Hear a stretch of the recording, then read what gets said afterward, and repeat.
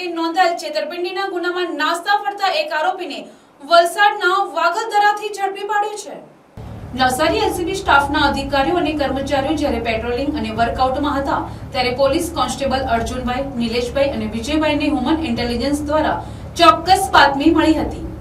આ બાતમીના આધારે ટીમ દ્વારા વોચ ગોઠવીને આરોપી સતીશ રાજુભાઈ પટેલ રહેવાસી વાગલધરા વલસાડને ઝડપી પાડવામાં આવ્યો હતો। પકડાયેલ આરોપી વિરુદ્ધ મહારાષ્ટ્રના ધુલે જિલ્લાના નિઝામપુર પોલીસ સ્ટેશનમાં છેતરપિંડીનો ગુનો નોંધાયો હતો। આરોપી લાંબા સમયથી પોલીસને થાપ આપી ફરાર હતો।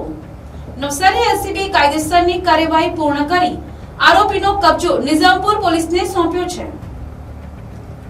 આ કામગીરીમાં એલસીબીના PI SV Ahir, PSI YG Gadhvi અને એમબી ગામિત સહિતના સ્ટાફનો મહત્વનો ફાળો રહ્યો હતો। Bureau report, NTC news, Navsari.